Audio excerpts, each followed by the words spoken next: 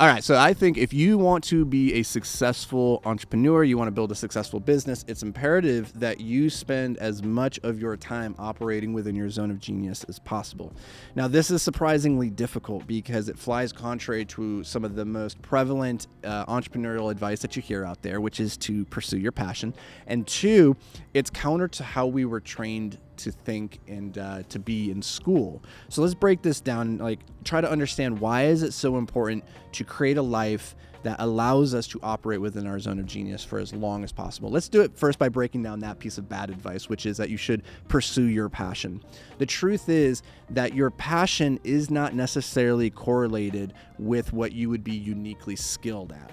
Now, it's actually, if anything, an inverse relationship. What I've found is that competence typically breeds passion, but not necessarily the other way around. And the reason for this is if you think about, we do things that we like to do. And if we like to do them, then we do them well. We get rewarded for that, for having done it well, which then inspires us to do more of the thing. And it becomes this positive, virtuous cycle where we just continue to get better and better and better at that thing.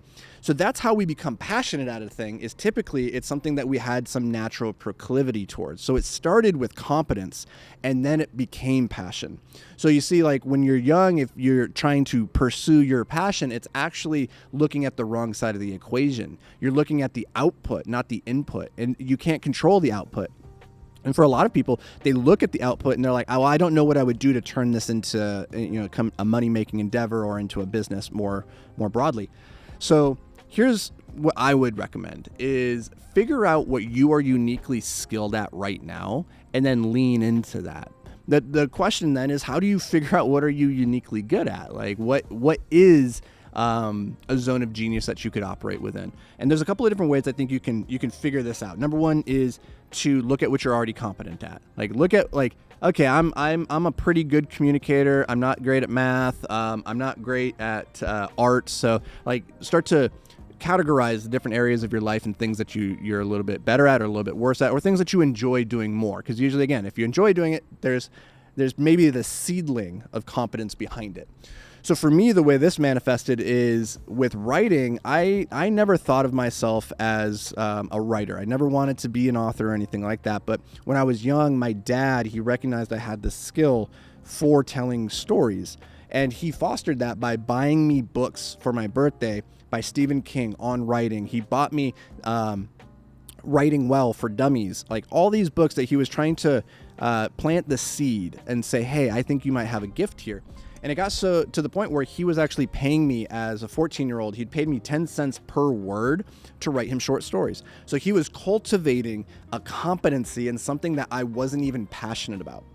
Now, fast forward, it wasn't until I was like 28, 29 years old that I started to lean on that skill and ask myself, well, how can I turn this into a business? How could I expand my zone of genius around here? And the reason for that was I was in this tough spot in life. I didn't have any money-making skills. And I was like, well, what am I good at? And I thought, well, my dad thinks I'm good at writing, so maybe I'll become a writer. And I actually had the competency because he had, kind of fostered that. But that's the second way that you can find your zone of genius, is asking yourself, what do other people think I'm uniquely good at? What do they believe I'm uniquely skilled at? You can even go ask them, hey, what do you, dad, sister, best friend, what do you see in me that stands out as like something I'm uniquely good at? Doesn't have to be great, but like uniquely good at in my own way relative to my other competencies. And often the people around us can see more clearly where you are great and horrible better than you can, because it's very hard sometimes to read the label from inside the bottle. It's hard to see your own inadequacies, but other people can see them very, very easily. So that's the second way of finding your zone of genius. The third way is just to ask yourself what feels heavy and what feels light. When you're doing work that is inside of your zone of genius, the work tends to not really feel like work. Whereas for other people, it might feel like the hardest thing in the world. For instance, when I sit down to do work on spreadsheets, it feels heavy. It feels like work, right? That is my definition of work. My partner, Dan at Invictus, he loves spreadsheets. It's where he feels the most at home. So it doesn't feel as bad as it does to me. For him, that work feels light, whereas it feels very heavy to me. That's his zone of genius. Whereas being on a camera, talking or writing or communicating with a group of people, or sitting down and trying to distill an idea down to its simplest framework, That's something that I find so simple and easy that it feels like play. You want to find the work that feels like play to you, that to others looks and feels hard. So that is usually a pretty good indicator of where you maybe have the seedling of a zone of genius that you can start to foster and nurture. So now, the reason this is so important and it's difficult is because it flies counter to what we were taught in school. School teaches us grade point average. We want to have a high grade point average. In all things, we want to be average. We want to be well-rounded. We take an art class. We take a math class. We take a science class, right? We take all these classes so that we have a little bit of knowledge in a whole lot of domains. But the thing is, the world doesn't need more mediocre, well-rounded people. You're not really compensated for how little you know around a large, diverse topography of topics. What you're rewarded for is knowing a lot about a little and then transforming that into value in the marketplace. And so you're better off leaning into one particular unique skill set, your zone of genius, and going really deep on that rather than trying to be average at everything, because the world is not going to reward you for being average. The world, like by definition, to be exceptional, you have to be the exception.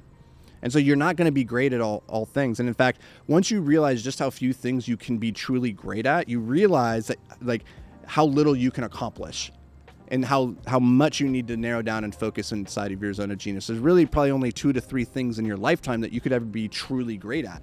But that is your highest maximized odds of success, is to find that thing that you're uniquely good at and then spend all your time on that, build a team around you to handle everything else that they're uniquely suited for it so they can operate in their zone of genius. And that is how you build a machine that can transform the world. So that's going to do it for me, guys and gals. I appreciate you being here. We'll catch you in the next episode.